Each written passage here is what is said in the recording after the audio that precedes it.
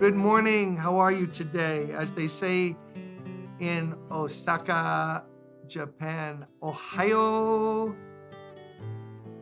Good day. Good morning.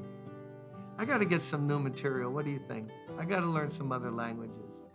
I'm stuck in Korean, Japan, Spanish. My own origin. I don't know how to say good morning in Polish or Ukrainian. Anybody Polish, Ukrainian out there, please send me an email and give me. No, hey, let's do something. Whatever language you speak, send me how to say good morning. Write it out. But help me with the pronunciation, like do it phonetically so that I'll know how. I want to broaden my beginnings of these lessons. So now we're getting into some rough language territory here. Paul is writing in Galatians 5. He's kind of ending this thing about false teaching that adds to Jesus plus something else. Brothers and sisters, if I am still preaching circumcision, why am I still being persecuted?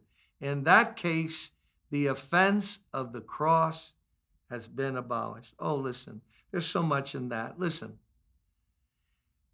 Brothers and sisters, he's talking now with love to his Christian family members there in Galatia.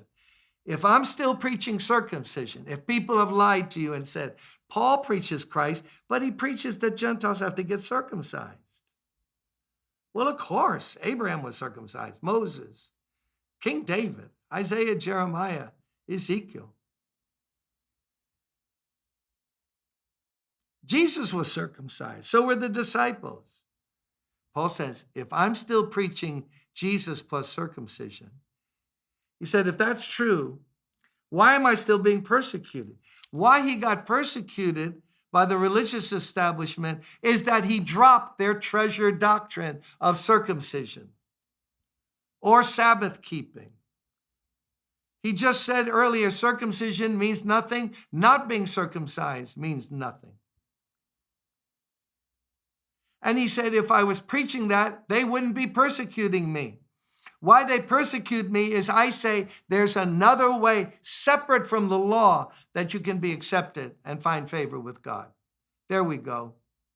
That was a good sentence. Remember that.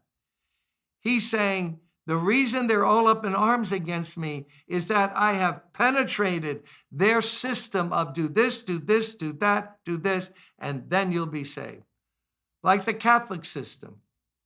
Confess to the priest, go to this. Whatever, all the teachings, it varies from century to century, doesn't it? Do Hail Marys, Our Fathers. Go to confessional go to Mass. If you do all of those, then you can go to heaven. But there's no salvation outside of Mother Church. So it's not just faith in Jesus. You got to get through the system. Remember what he said about that? A curse be on anyone who preaches another gospel.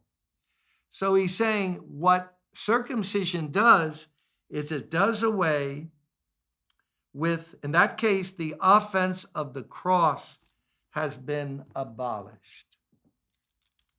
See what's offensive is when you preach the cross. To the Jewish mind back then, it was, what? To get saved, the so-called Messiah had to die on a tree and be cursed because of me. He bore the curse. Ugh. No, give me a system of stuff to do. That I'll tolerate. But don't tell me that I'm so hopeless. He had to die on a cross and be cursed in my place. No. I need a little help around the edges, but please do not go that far to say I am that much of a hopeless wretch. Well, I'll speak for myself. I am a beyond hopeless wretch. You see, as I said, I think last time I was with you, as John Calvin said, the reformer, God has it that we have to stand before him naked, bruised, filthy, dirty, hopeless, without excuse. Just stand there. Don't Don't put your hand in your pocket. You have no pocket. You're naked. You have nothing. No money, no good works, nothing. I went to church. I gave to the poor. Nothing. If you say anything, you lose it. Just with nothing, say, have mercy on me. I put my faith in Jesus Christ. That's when it happens.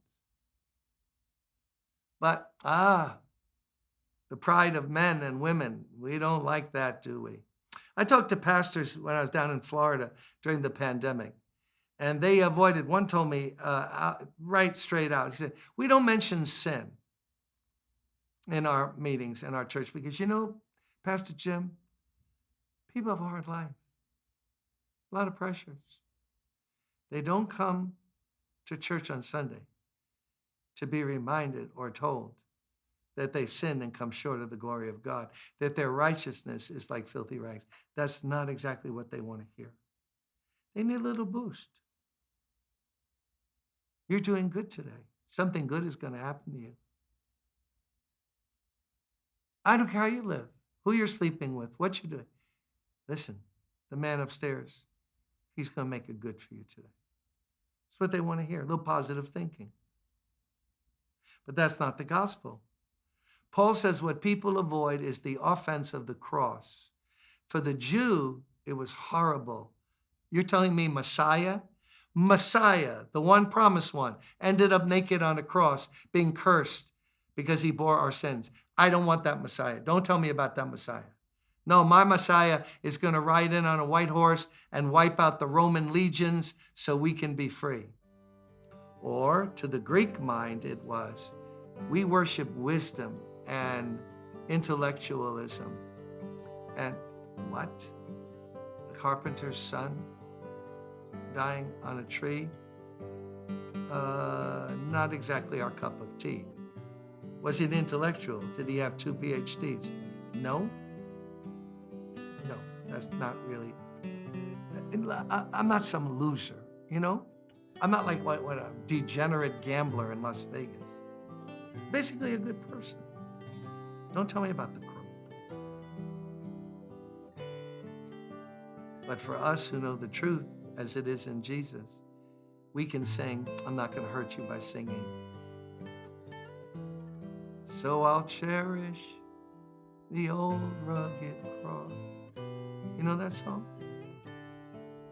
Christians cherish the cross because we know it shows me God's love and it provides the only way to salvation. Let the world mock it, laugh at it, fight it. Let's cling to the cross of Jesus. See you tomorrow.